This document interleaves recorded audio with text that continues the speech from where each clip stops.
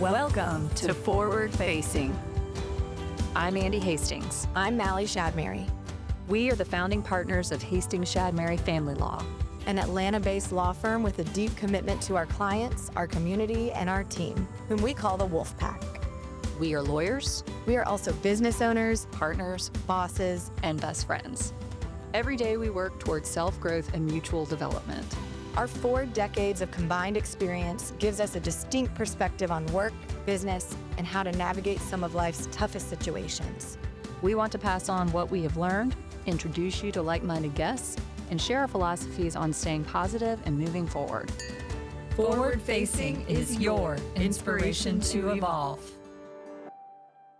Hello, and welcome to this week's episode of Forward Facing. I'm Mali Shadmehry. I'm Andee Hastings. And today, we have another guest for you. We have one of our very own Wolfpack members, one of our attorneys, Cathy Cooper. You guys are going to get to know her, hear about her story, and I just can't wait for you to get to know her, a fellow equestrian powerhouse in the courtroom. You're in for a treat with her. But before we get started, quick check-in with me and Andee. Andee, what's going on in your life? Tell our audience what's been going on with you. How are you? I'm good, actually. I think that it's just March and April are shaping up to be crazy, which is not unusual. I feel like every year things start to just get absolutely insane around this time. But we've got a jury trial and just multiple trials and things going on, appeals that we're doing. So just staying focused, keeping all the plates spinning. How about you? Nice, very nice. Similar. I'm just kind of maintaining cruise control and keeping things centered in a way that are going to bring me and my teams to our goals. So we're in like a maintenance phase across our cases, getting ready for trials coming up, like you're saying, Andee, just making sure our clients are getting good attention, keeping things moving. It's really similar in my personal life, balancing fun and work and moving forward in life, staying centered in the gym. Even though I don't have any competitions coming up, I get a little bored, and it's a growing season for me. So in my life, spiritually, emotionally, mentally, and physically, just maintenance right now, growing, putting on muscle, putting on knowledge and wisdom, and being patient with where the universe kind of has me now. So we'll see what the next fun turn of events is, but for now, we're cruising. So good, and it's pollen season, dude. I'm over it already. My eyes are swollen. I'm wearing yellow in honor of it. I mean, so I'm sniffly and ugh. So, without further ado, let's get into it with Cathy Cooper. How are you, girl? I'm great. Thank you. Thank you so much for joining us. We want to talk about who you are, how this came to be. Tell us a little bit about who you are, where you came from, where were you born, how'd you make it up to here? Oh my gosh.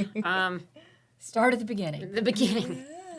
Yeah, I was actually born in Pittsburgh, but we moved when I was little, and I've lived in the South ever since, although I've been to college in the Northeast and law school in Louisiana. So I probably claim Texas the most. I went to high school there, still have friends there of 40 years. So I kind of have to pick a place. And I guess I'll pick Texas as the formative place. Where in Texas? High school was Austin. Actually, I had family in Houston and Waco. Nice. So everybody knows where Waco is now. All right. So we know the Cathy now, but what was school Cathy like? Were you a good grades, sports girl? What were you like? I was more the good grades girl. Okay. You know, yeah. Give me. I know. I mean, I tried sports because the school was called St. Stephen's, and they literally made you try out for a varsity sport. They made you? That's mortifying for people that don't want to do it. I mean, and I'm more of an individual. I did cross country, and then I played tennis, but I can see that. I tried out for field hockey. And with I'm kind of small, and that didn't work out so well. I'm going to have to send this to some of my friends from high school and be like, yeah, that was not the thing for you. So, yeah, it was mostly cross country then after that. So individual sports. Nice. And so did you know that you always wanted to be a lawyer? No, actually, I wanted to be a doctor. Okay. So from the time I was a little kid, well, first I wanted to be an archaeologist. Love that. That's amazing. This is dumb. Is that like Is that rocks? from Indiana Jones? Is that No, rocks and no. stuff? Like, what is archaeology? Artifacts, ancient Wait, artifacts. I'm picturing I like digging. dinosaurs. Yes. Yeah, Dinosaurs. I wanted to go. I was I could do a obsessed whole with podcast. dinosaurs. Wait, what's your favorite dinosaur? Probably a T-Rex. Okay. Yeah, maybe Triceratops. Yes! You're a Triceratops, Andy? Oh, of course. Guys, I think I'm Velociraptor. You are definitely Clever Velociraptor. girl. Yeah, I will refrain right now from doing my imitation. But yeah, that did come from, what was the movie? Jurassic World. Yes. Yeah, Oh, They're right. all over Netflix right now, and I want to have a Jurassic Park, Jurassic World marathon soon. I'm obsessed. I love dinosaurs as well. And I aliens. think we know And people in aliens, the too. office who can make that party happen. For sure. So that was a tangent. So archaeology, math girl. So how in the world did lawyer come in the mix? You know, I hate to say it, but it was because of a boy. When I was in college, he went to medical school because he was a little bit older, and I hung out with all the med students, and I thought, this is boring. I can't imagine that now because I don't think science is boring at all. But at the time, I thought there's so much memorization. I mean, I watched them memorizing all the bones in the hand or whatever, and in my very young mind, that was, and I don't know. And I remain very interested in science today. So lawyer thing, I don't know. Where did you go to college? University of Pennsylvania. Okay. So you decided somewhere in college, I'm just going to law school. Yeah, I mean, I wish I had a more glamorous story than that. I thought, well, you need to do something that you're good at, and I thought, well, I'm a writer. I was an English major, and I had almost had my master's, honestly, just without trying for it. And all the teachers in the English department thought, you need to be a teacher. You need to be a writer. And I thought, well, where am I going to write? And, so I thought, well, my talents probably lay more toward law school. I thought that at the time, but probably could have done either one. And you said Louisiana for law school. Was it Tulane? It was Tulane, yeah. All right. So talk to us about your law school experience. They're all different. It was very different. Yeah, it was very different I've heard from. about Tulane. It's fun. Yeah, it was really fun. It's one of the New best law Orleans. schools in the country. It's a great law school. My first year there, it was like, I don't even know how to describe it. It was just very different. It was New Orleans pre-Katrina, and it was just I don't think there's ever going to be a place like it again. Right. I mean, just the mixture of people and experiences, and yeah. So it was interesting. Did you have a favorite class in law school? Did you struggle? I struggled. Oh my God. If I wasn't passionate about what I was learning about, I'm like, you gotta be kidding me. I don't know if I'd call it a struggle, but I was, it sounds terrible, but I wasn't quite as interested as I was in college because I got a chance to take so many different things in college law school. It's all, They tell you what you got to do, basically. yeah, and they were, they give you more than you can actually digest and still live. I mean, they over-assign probably purposefully. So we all had those moments in the classroom where they call you and they ask you about a very specific case, and you have to fall on your sword because you couldn't possibly digest, So maybe that's just part of it. Like, how well can you think on your feet? How For well sure. So I was ready to graduate by 3L year. I was working. I worked for a judge, which was fun, really fun, especially in New Orleans because you just get to, it's so, I don't want to say provincial, but you just get to know so many people that way. Isn't the legal system Yeah. just quite different than It's based on the civil code. It's different than any place in the United States. So that was another interesting fact, I guess. I had taken what they call the common law curriculum because I planned to come back to Georgia, which is where I was living before I went to law school. Okay. But then I got a job there, and another boy story, goodness. I don't know. So he got a job there first, and I thought, well, I guess I'll stay. But that was it was the beginning of my 3.0 year. So then I had to cram in all the civil law courses in order to pass the Louisiana bar. So it was very different. The property laws are very different. And there's a book that, it's the civil code that everything is based on. So, but you almost treat it like, just like looking at a law book or whatever the case history, but it's just an additional piece of information that you can use as support. So, but it's different from the common law curriculum. Now, didn't you go to boarding school before we get too far down I the did, road? yeah. That was That's Austin. just fascinating. That was when you were in high school, right? High school, Okay. yeah, St. Stephen's. Yeah, it was way out in the hills. It was a kind of alternative school created in the 1950s. I don't know what what the basis of the creation was, but it was an Episcopal school out in the middle of nowhere, and very probably was one of the highest achieving schools at the time. And I was in Waco, Texas, and I needed More not to challenge. put down Waco, but there just wasn't a variety of educational experiences there. So Cathy Cooper was ready to keep it moving. yeah, So, that's what I want to get to. So, you make it through law school. What happens next? Or were you married? Did you have a family? Okay. She said no. That's weird to just go no. But, no, that wasn't even on my mind at that time. I moved back to Atlanta, and I started working. What did you do? I worked in law firms, What type of law did you start out in? I lived in New Orleans for 2 years after law school. So I worked there, and I did a little bit of maritime law. I did a little bit of criminal defense work. Very cool. And then when I came to Atlanta, I had a brief stint to get to Atlanta working for a plaintiff's attorney. And then I did a variety of things like insurance defense, and always litigation. So, Okay, why did you always, quote unquote, why did you always do litigation? I think it just kind of started out that way. Okay. And then you just keep doing it. I honestly wish that I had put a little bit more thought into, hey, do I love this? Not that I don't like litigation, but I think that there are other things like family law that I could have started in and probably stayed with. But it was instructional to try some different things. So you're starting out your career you're in Atlanta and you're doing different areas of law. So at what point are you getting married, starting a family? How did you balance all of this?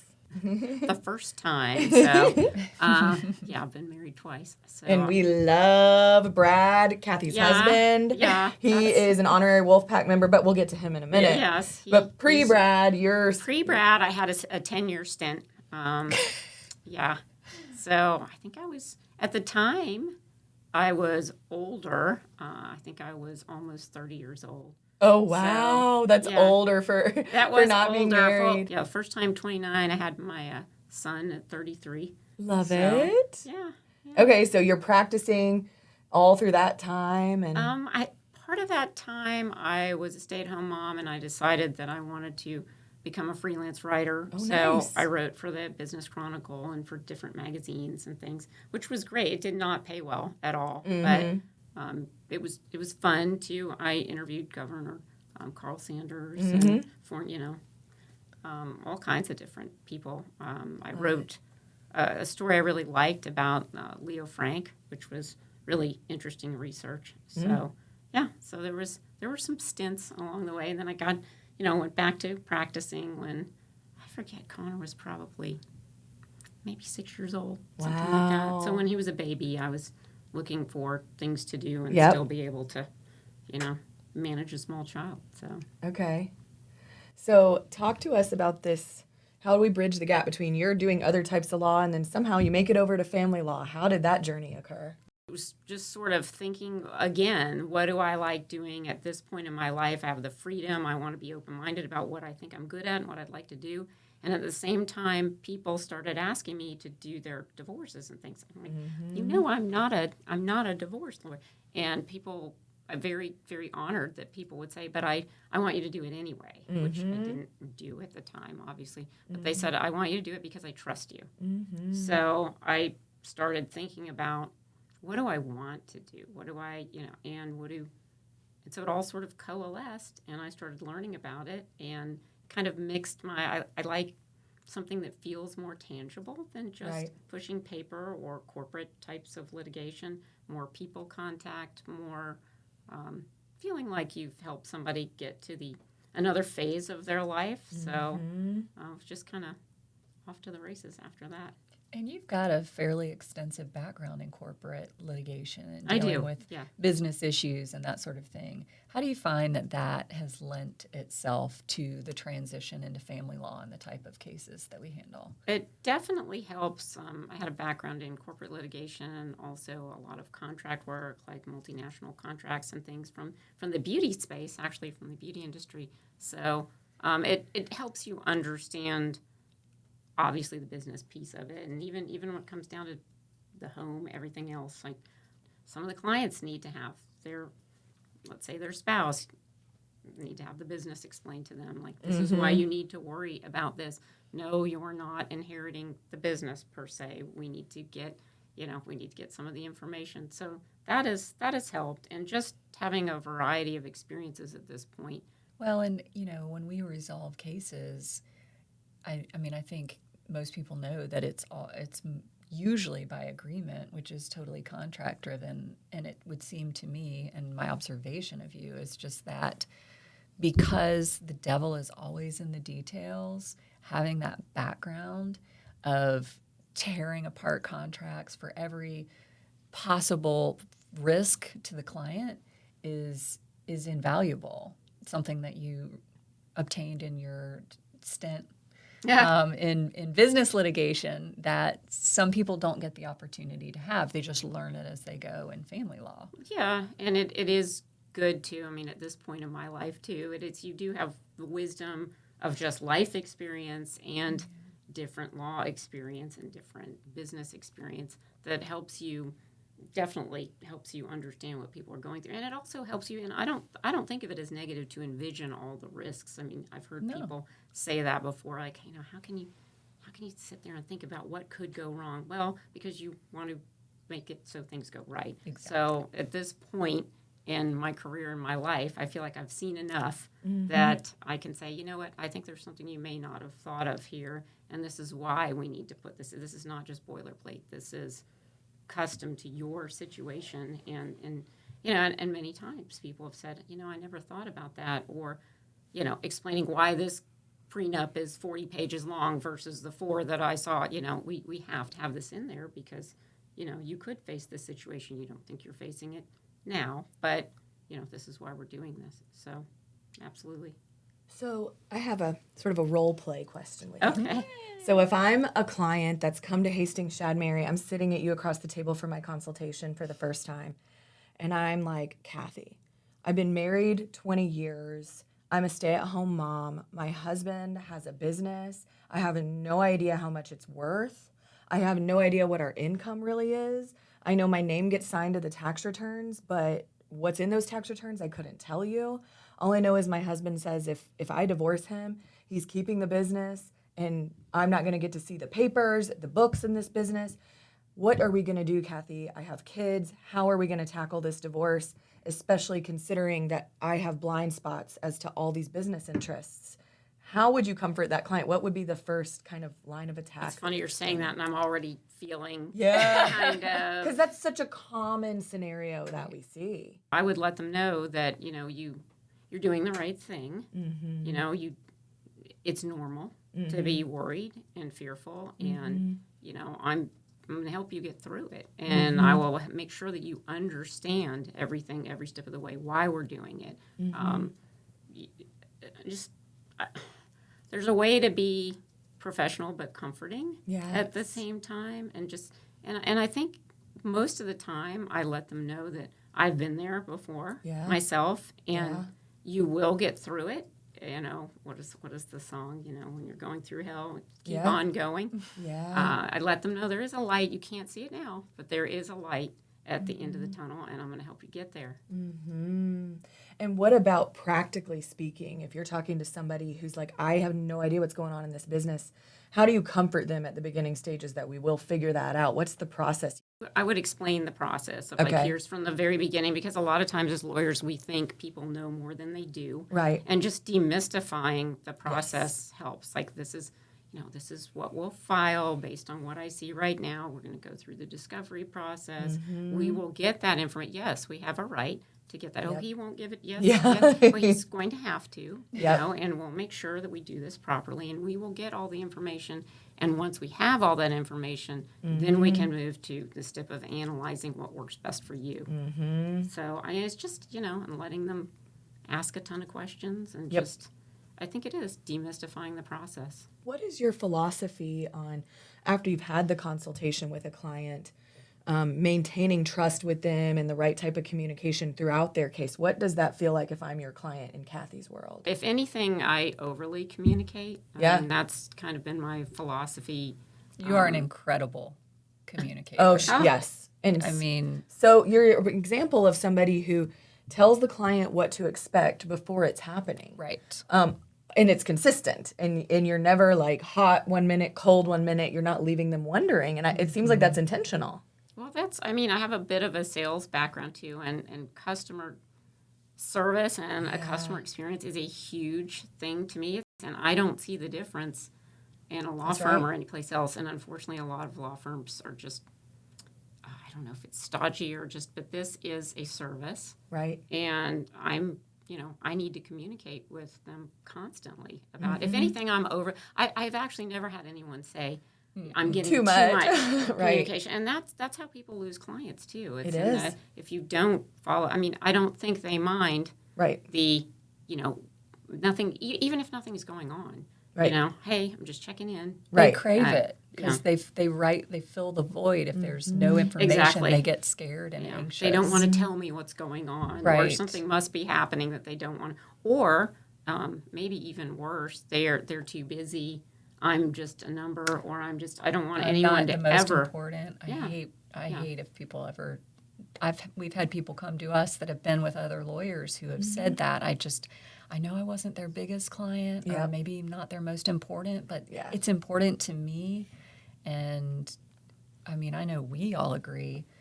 We don't ever want them to feel that way. And we definitely don't want them to feel that way based on anything we're doing. And I have to say on your behalf, because I don't think that you will, that you are excellent at that. Cathy is on. We have teams in the office. We all work as one big team. We have teams. Cathy's on my team. And so I get to see how you move through all of this with your clients every day. And Mali does too, because we both want cases with you. You're handling some of my clients that I've had for a very long time and that I really value. I've seen their kids grow up. They're always in litigation. And it was a big deal for me to be able to say, hey, Cathy, I need you to take this client. It's time. And just killed it. Gave that client the same type of communication I would frequently, not easy situations, complex custody issues, and just knocked it out of the park. Got great results, and it was impressive. So yes, girl, I love it. Love it. You guys are too kind. I mean, you're a badass, Cathy. I want everybody to feel the support and this is unique about this firm is that everyone truly values and supports everybody who's here. I mean, it's fantastic. It's just, it's certainly humbling. You've been such an amazing addition, and we want to know, what was it about Hastings Shadmehry? Why did you join us? Because you could go a lot of places with your pedigree. Well, I mean, honestly, because you two. Well, that's the truth. I mean, I was interviewing and I have to say, and I interviewed with some wonderful places, and I was in process with seriously considering some other things. And when I was here, I left and, went home and told her, I said, that's it. I don't even need to know anymore. But I also had, it wasn't like this. We had the marathon interview that was because it wasn't even an interview really. It was just kind of getting to know each other, and it was so much fun that I thought, well, we should just, we can't end this. We're gonna have to go have a glass of wine now, and just keep talking. So after, it's just so rare to feel that way about where you work and law firms can be, stuffy. Well, yeah. I mean, I've been around for a while, so I have worked at some. And, everybody does things differently. But at this point, I wanted to be someplace where I just felt really comfortable. And here, I can honestly say that I like and enjoy every single person here. I would literally, I would have a holiday party and I'd want to invite, I don't have any of those like, well, I can't do the party because then you got to invite so-and-so. It's like, no, I would literally love to be around so it's, I don't know. I guess that's a long-winded answer, but you two have really created a very different and warm and supportive environment that I think everyone would want to be in. Well, thank you. And we can't build that kind of environment without bringing in the right people to keep growing it together in our culture. And what we've wanted was something that was modern and that didn't fit into any definition of what the law has to be and what a law firm has to be. Because Andee and I also have come from different backgrounds and come from firms with really, big time pedigrees. And we know what we liked and didn't like and what we wanted. And it takes these sharp new minds coming in to help us continue being creative, continue evolving together, which is the whole kind of premise around forward facing and being forward facing in your life and creating places in society where we can be happy and work towards similar goals, but still within the umbrellas of our own individual needs. And you just fit so perfectly with that. So, well, it did feel kind of kismet. Yes, with the wolf pack. Yes, So, yes, because you're a dog mom and a horse mom. Yeah, kind of a wolf mom. I mean, Yeah, you literally, have German I Shepherds. have German Shepherds. So, I mean, literally, my ex-husband wanted to get a wolf. There are some kind of domesticated. I don't know. It's like, okay, that's too much. So wolves have always, been Spoken kind to you. of Yeah. So it was very interesting. I love it. So, because I'm a fellow horse girl, tell us about your life as an equestrian and what that looks like. Oh, I was one of those children afflicted with, they let me ride the pony at 3 years old. Yes. And then it was just obsessed. Yeah, ever Same. since. And I know I didn't get to ride in high school. I think there was a stable there. I didn't really get to spend much time there. But then I ended up on the equestrian team in college. And, it was pretty unaffordable at the time. Right. And then as I got older, I, switched from hunter jumper to dressage. And I did that for the last, I don't know, maybe 30-something years. So it's been literally probably 50 years and, enough to pay several nice house mortgages. Right? Yeah. So people say, oh, my daughter wants to ride, and I'm going to get her a horse. And I'm like, okay. Be ready. Yeah. So, outside of practicing law and horses and dogs, don't you have other business ventures? I do. My husband and I have started several entrepreneurial adventures. Those are kind of off in his realm right now. A little bit of a hiatus. Okay. So we'll see. But yeah, we're kind of serial business starters. But it's hard to have the time right this minute for both of us. And so your social media, what is your social media handle so that all of our viewers can find you? Oh, what I've started recently? Yes. Oh, yeah, Biohacking Lawyer. Biohacking Lawyer. Yeah. Find her on Instagram. Yeah. I don't know if you're on TikTok yet. Not on TikTok yet. But Facebook. Sure, And Facebook. Instagram, the Biohacking Lawyer. So what is that?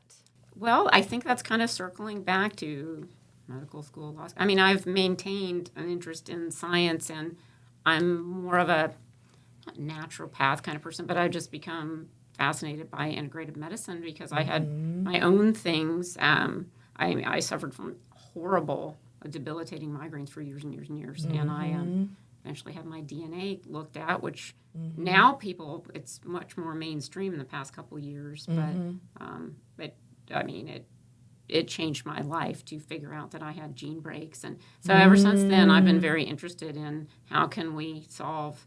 Maybe we can get to the root of some of these illnesses or things that, medicine says are not curable or we just don't know why. Well, it's out there. We just didn't search hard enough, and there are a lot of different types of answers now. So I'm very into that. And, of course, now I can't say on biohacking. I'm not a doctor. I'm not a, nurse, or I'm not a biochemist. But, your more average person can get interested in wellness types of things, and these are just things that I suggest to Love that. kind of, and my tagline is be well to do good. Oh, so, I love that. That's amazing. It's so powerful. And I think that's also another unique component of our firm is that we take wellness very seriously here, and it looks different for every person, but mentally, spiritually, emotionally, physically. And I love that you're a resource for that and a leader in the legal field here to help people open up their eyes. Like, we are not just our job. And in fact, we cannot go and serve at our highest capacity if we are not well. We cannot. And it's irresponsible to me to do so. And I'm someone that used to do that. So I think that's very powerful. It's amazing. Oh, I could talk about it forever. I'm being quiet. So, all right, one more question for you. Really two more, but one formal one here. If you could give our audience one message about growth, keep their eye on the prize, that someone that's really struggling right now, what's your best life advice for someone that's stuck in the moment and doesn't know how to keep moving forward? I guess I would just share my own experience over the last several years, which is you have to understand that wherever you are in the process, it's okay. You know what I mean? You show up as you are, and it's going to be okay. And you have to accept that you have to train your brain. You have to think that, I can go through my day and think, oh, this happened, and then this happened, and then Right, dwelling. I can't stand it, and then oh, it's just like that thing that happened before, and maybe or you can say, wow, it's pretty amazing. But this other thing happened, and I work in this amazing law firm, and I have a great husband, and I love being outside, and I love being, you have to train your brain to focus on, and it really is training. It is. Neuroplasticity. You just keep focusing on, so you get to a point where one or the other is a habit. Love that. So you have to push yourself to be and it gets easier and easier. I love so that. I guess I don't know if that's advice exactly, but I mean, maybe just take a deep breath and stop whenever you're in like a bad headspace and just say, look, and then give yourself some grace too, because you're not always going to be, you're going to have those moments where you're, especially in what we do and dealing, you're going through a divorce, you're going to have those moments that are just, soul destroying, but you have to try to get in the habit of, and I almost want to go moving the wheel along and get in the habit of focusing on, it's not that, so. I think that's brilliant. I think it's two, for me, it's compartmentalized. One area is bad things are happening and people are allowed to voice that, feel it, acknowledge it, and you push things down, it's toxic. That can create illness, and you can't just be silent. But then there's a second component, which is it's time to flip the script. That when we start to focus on the negative all the time, we spiral. And if we get stuck in the negative spiral, literally all we're ever going to see and notice is the negative. And it takes time and practice, like you're saying. It's like so I think that's powerful, and I can see that you're that way for sure. So thank you for sharing that. So we always like to end with a little check-in. So Andee and I will start, and then we'll let you answer last. Okay. So it goes like this. Andee, talk to us about how, since the last time me and you have met on here, how have you evolved as a person? Any struggles you've had? What's going on in that regard? So, I would say that I've always been somebody who's very action-oriented. I see a problem, a challenge, an issue, and we all handle that differently. Some folks want to pull back from it. I have a tendency to rush in, kind of like a firefighter, which can be good and sometimes maybe not. It's maybe not the thing that needs to be done. And so, but I have a tendency to do it a lot. And the thing I'm focusing on is I do it in my cases. I want to protect my clients. I want to zoom in. But I know as well as anybody that strategy is incredibly important, and specifically tactical patience. And so part of what I'm talking to my own brain about right now is tactical patience in certain moments that present themselves. And it's just an ongoing conversation with myself in those moments, because we always default, I think, to learned habits, and I'm no different than anyone else. And so that's my focus. My current work of evolution is being very aware of having tactical patience. How about you? I love that, Andee. And that's hard work, to have to kind of shift a style, a practice style. And knowing you for so long and everything we've been through and how we've grown together, I think there's been times where you had to do that, where you had to jump in and put fires out. Right. And as the firm evolves and we evolve and we have different attorneys here and we have to manage differently. And it's probably not the only example you're talking about, but it's really incredible to watch Andee put these things into play because she's a talented leader already, but we are constantly having to adapt to keep up with the needs of the firm and how the culture is evolving. And because we're sensitive to ourselves, like we can really feel it, and we can't just get stuck in old ways. And so I think that's a challenge. So I love that, and I love being your partner because you're willing to put that hard work in. Same, right back at you, girlfriend. Ooh, same, yeah. For me, it's kind of what I was talking about at the beginning. Just having to find happiness in the present. I don't have a huge trial right in front of me. I don't have a bodybuilding competition. But I have a personal life that I've learned how to balance with my professional life, and that's very important to me. I have some exciting things coming in my family, which I'm not allowed to share yet. And so I feel that I'm putting into practice just being a lot more present with my people, and finding my place outside of being a lawyer. Where am I, where do I need to put my energy, my femininity, whatever that is? Because at work, what I give to work is not femininity all the time. It is executor, let's do it, let's put our thinking caps on. I don't think of myself as man or woman when I'm at work. I am just Mali, if that makes sense. It does. And when we have to go into our personal lives and have different dynamics, I have a partner, I have a family, I have best friends. We play different roles. And it is difficult to wear all the hats. And so I've just worked on regulating myself through all of that. And it's actually very difficult to come out of a work day and then put the other hat on. Yes. I actually have physical manifestations that my body does when it's letting go of the fight or flight and going back into the parasympathetic. I struggle a lot with stomach issues and things like that. And I just really appreciate getting to slow down and feel that and not be numb to it. And so, yeah, that's kind of mine. Very philosophical one. A biohacking lawyer on both sides. I know. Look to your left, look to your right. Cortisol, it is. Yes, girl. Yes, I'm all. Anyway, I could talk about cortisol all day. So what about you, Cathy? Lately, what have you felt like as an individual you've been working on evolving into or out of, whatever? I mean, it never stops. Right? But, Right. Yeah, especially at 3:00 in the morning. I'm trying to stop that. Don't talk to this one about that. I was just going to say, not to make it about me, but you could call me. The 3:00 is the witching hour. Yeah, I don't know what that is, but gosh, so many things. I mean, one of the tiny, simple things that I've been thinking about lately is acceptance, because I think that there's a lot of things that we cannot control and we can't change. So just getting into a place where you accept something allows you to move forward. Yeah. This might be good advice for some of our clients, okay? Because you can see the clients that just keep fighting and they can't accept that this is the current reality. So, and it can be anything. It can be positive, negative. Just accept this, and then that opens up a whole world of being able to move on, whatever that looks like. So that's my little tiny... I love that.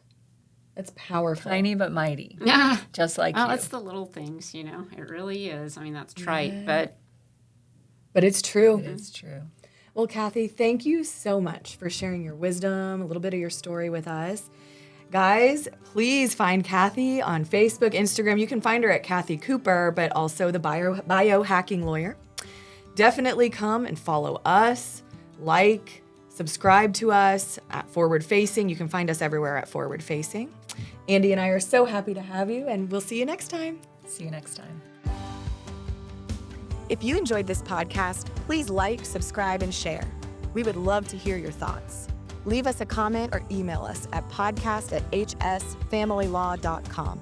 And be sure to come find us on Facebook, Instagram, TikTok, and at our website, forwardfacing.com. Forward Facing is a production of Hastings Shadmehry Family Law and 1066 Productions. It is produced and edited by Ned Hastings.